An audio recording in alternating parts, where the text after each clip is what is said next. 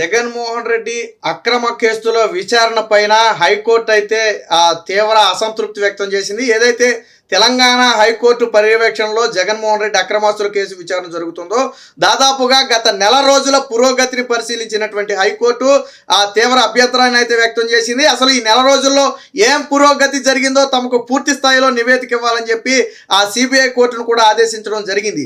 ఇక జగన్మోహన్ రెడ్డి అక్రమాస్తుల కేసు విచారణ రోజువారీ విచారణ చేపట్టాలి, ఈ కేసును త్వరితగతిన ముగించాలని చెప్పి గతంలోనే హైకోర్టు చెప్పిన నేపథ్యంలో దీని మీద విచారణ ఎలా జరుగుతుందనే దాని మీద హైకోర్టు అయితే పరిశీలన చేసింది. గతంలో హరిరామ జోగయ్య ఒక పిటిషన్ వేయడం జరిగింది. జగన్మోహన్ రెడ్డి అక్రమాస్తుల కేసు విచారణను త్వరితగతిన పూర్తి చేయాలి, ఆయన ప్రజా జీవితంలో ఉన్న నేపథ్యంలో ప్రజలను ప్రభావితం చేస్తాడు, ఆ కేసు విచారణ 10 ఏళ్లుగా సాగుతూనే ఉంది, ఎటువంటి పురోగతి లేదని చెప్పి ఆల్రెడీ ఒక ఇదేసిన సంగతి తెలిసిందే. అలాగే రఘురామకృష్ణరాజు ఏదైతే సుప్రీంకోర్టులో 2 పిటిషన్లు వేశారో, ఒకటి కేసును వేరొక రాష్ట్రానికి బదిలీ చేయాలి, 2 జగన్మోహన్ రెడ్డి బెయిల్ రద్దు చేయాలని చెప్పి ఆల్రెడీ 2 పిటిషన్లు వేశారో, ఆ విచారణ సందర్భంగా కూడా కొన్ని డైరెక్షన్స్ గతంలో సుప్రీంకోర్టు ఇవ్వడం జరిగింది. సో వీటన్నిటిని పరిశీలించినటువంటి తెలంగాణ హైకోర్టు ప్రధాన న్యాయమూర్తి ధర్మాసనం ఏదైతే ఉందో తీవ్ర అసంతృప్తిని అయితే వ్యక్తం చేసింది. ప్రస్తుతానికి కేసుని 23వ తేదీకి వాయిదా వేసినప్పటికీ ఇప్పటి వరకు జరిగినటువంటి విచారణకు సంబంధించి పూర్తి వివరాలు ఇవ్వాలి, అలాగే ఎందుకు జగన్మోహన్ రెడ్డి విచారణ జాప్యం జరుగుతుందనే దాని మీద స్పష్టమైన వివరణ ఇవ్వాలని చెప్పి ఆదేశాలు జారీ చేయడం జరిగింది. ఇప్పటికే 134 డిశ్చార్జ్ పిటిషన్లు ఏవైతే ఉన్నాయో దానికి సంబంధించి విచారణలో జాప్యం జరుగుతుంది. గతంలో వాస్తవానికి 2024 ఏప్రిల్ నాటికి దీని మీద పూర్తి స్థాయి వివరణ ఇవ్వాలని చెప్పి గతంలో హైకోర్టు ఆదేశించింది. ఆ డిశ్చార్జ్ పిటిషన్లు మొత్తం కూడా క్లియర్ చేయాలని చెప్పింది. బట్ తీర్పు వెలువరించే సమయంలో ఆ జడ్జీల బదిలీలో ఈ జగన్మోహన్ రెడ్డి కేసును 2 ఏళ్ల పాటు పరిశీలించినటువంటి సిబిఐ కోర్టు జడ్జి కూడా బదిలీ కావడంతో మళ్ళీ మొదటికే వచ్చిన పరిస్థితి. సో ఈ నేపథ్యంలో మళ్ళీ కేసు మళ్ళీ మొదటి నుంచి వినాల్సిన పరిస్థితి. ఒకవేళ తీర్పు వచ్చే టయానికి మళ్ళీ జడ్జి బదిలీ జరిగితే మళ్ళీ మొదటికి వస్తుంది. సో దీనికి ఎక్కడో ఒక చోట ఫుల్ స్టాప్ పెట్టాలి. సో సుప్రీంకోర్టు కానివ్వండి, హైకోర్టు కానివ్వండి గతంలోనే చెప్పాయి, ప్రజాప్రతినిధుల కేసులకు సంబంధించి ఏవైతే ఉన్నాయో ఏడాదిలోపు వాటి మొత్తాన్ని కూడా పరిశీలించాలి, అవసరమైతే ప్రత్యేక ధర్మాసనాన్ని ఏర్పాటు చేయాలి, అలాగే ఆయా రాష్ట్రాల్లోని హైకోర్టులు ఈ కేసులను దగ్గరుండి పర్యవేక్షించాలని చెప్పి గతంలో సుప్రీంకోర్టులో కేసు సందర్భంగా తీర్పునైతే ఇవ్వడం జరిగింది. సో దేశం మొత్తం కూడా ఇది పాటించాలని చెప్పింది. అప్పుడే తెలంగాణ హైకోర్టు అత్యధిక కేసులు ఎదుర్కొంటున్నటువంటి జగన్మోహన్ రెడ్డి కేసులను పర్యవేక్షించడం మొదలుపెట్టింది. వాస్తవానికి రోజు విచారణ అనే పేరుకే తప్ప జగన్మోహన్ రెడ్డి కేసుల్లో పురోగతి లేదు.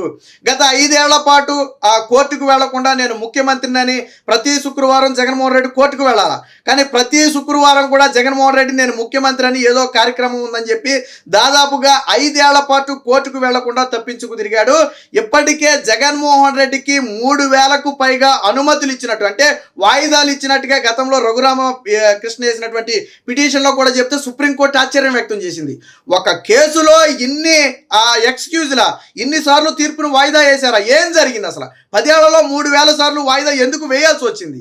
ఎందుకు ఎక్కడా కూడా ఈ కేసు విచారణ బయటపడలేదు? ఇంకా ఎందుకు డిశ్చార్జ్ పిటిషన్ల దగ్గరే ఉంది, మెయిన్ కేసు రన్నింగ్లోకి వెళ్ళలేదని చెప్పి గతంలో సుప్రీంకోర్టు కూడా ఆశ్చర్యం వ్యక్తం చేసి సిబిఐని కూడా కోరటం జరిగింది.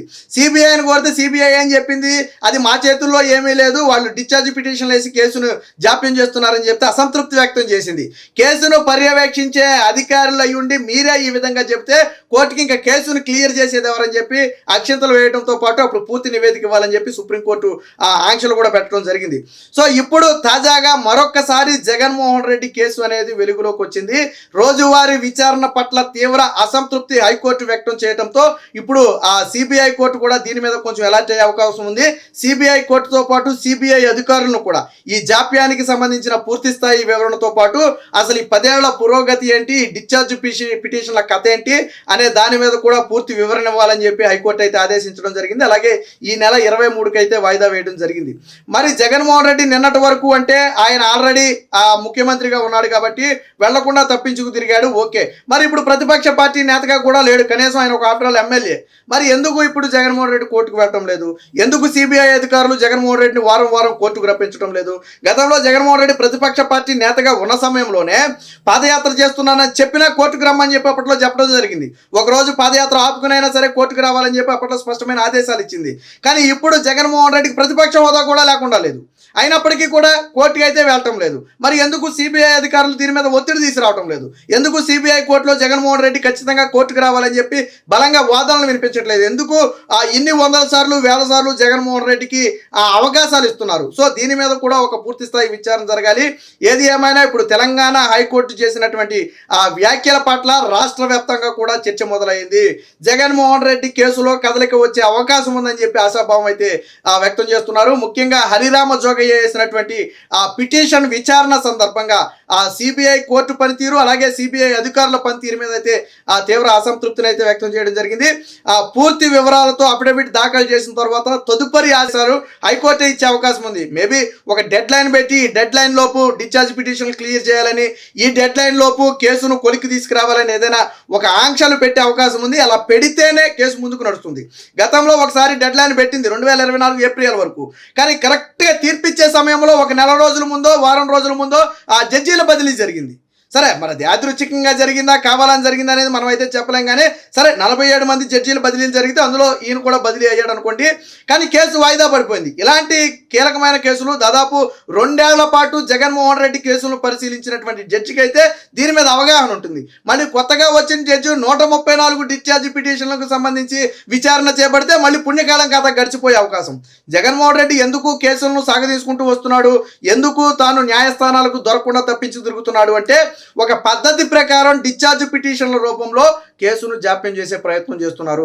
కోర్టు డిశ్చార్జ్ పిటిషన్ల మొత్తాన్ని కూడా కొట్టివేస్తే అప్పుడు మెయిన్ కేసు విచారణలోకి వెళ్ళే అవకాశం ఉంటుంది. కానీ జగన్మోహన్ రెడ్డి తనతో పాటు విజయసాయి రెడ్డితో పాటు ఈ అవినీతి అక్రమాస్తుల కేసులో ఉన్న వాళ్ళందరి చేత కూడా డిశ్చార్జ్ పిటిషన్లు వేయించడమే, లేకపోతే క్వాష్ పిటిషన్లు వేయించడం, కొట్టేయమని చెప్పడం. సరే, క్వాష్ పిటిషన్లు గతంలో వేస్తే కోర్టులన్నీ కూడా చలవని చెప్పి క్వాష్ పిటిషన్లు కొట్టేసినాయి అనుకోండి.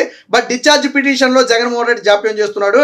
ఎప్పటికైనా జగన్మోహన్ రెడ్డిని రోజువారీ విచారణకు పిలిస్తే తప్ప, వారం వారం జగన్మోహన్ రెడ్డిని కోర్టుకు హాజరవ్వమని ఆదేశిస్తే తప్ప ఈ కేసు అయితే కొలుక్కొచ్చే అవకాశం లేదు. గతంలో కేంద్ర ప్రభుత్వ సహాయ సహకారాలతో జగన్మోహన్ రెడ్డి 5 ఏళ్ల పాటు కేసులు ముందుకు జరగకుండా విజయవంతంగా అడ్డుకున్నాడని చెప్పి ఒక అపవాదం అయితే ఉంది. సో అడ్డుకున్న మాట వాస్తవమే. అయితే ఇప్పుడు ఉన్న పరిస్థితులు వేరు, అప్పుడున్న పరిస్థితులు వేరు అనుకోండి.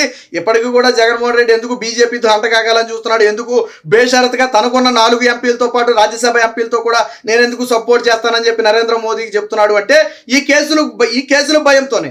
ఎక్కడ కేసులు బయటకు తీస్తారో, కూటమిలో ఉన్నారు కాబట్టి కేసులు వేగంగా ముందుకు కదిలితే ఎక్కడ జైలుకి వెళ్లాల్సి వద్దో, జైలుకి వెళ్తే ఎక్కడ పార్టీ కుక్కలు చింపిన విస్తరైపోద్దని ఒక భయంతో జగన్మోహన్ రెడ్డి ఉన్నట్టుగా అయితే తెలుస్తుంది. మొత్తానికి ఏది ఏమైనా జగన్మోహన్ రెడ్డి ఖచ్చితంగా వారం వారం విచారణకు హాజరు కావాలని చెప్పి ఆదేశాలు ఇవ్వాలి. అదే సమయంలో రోజువారీ విచారణను వేగవంతంగా చేయాలి. ఒక డెడ్ లైన్ విధించి ఈ డెడ్ లైన్ లోపు కేసు ముగించాలి అని హైకోర్టు లేదా సుప్రీంకోర్టు ఆదేశిస్తే తప్ప జగన్మోహన్ రెడ్డి ఏదో ఒక వంకతో కేసునైతే జాప్యం చేస్తూ ఏళ్లకు ఏళ్లు గడుపుతూ వస్తున్నాడు.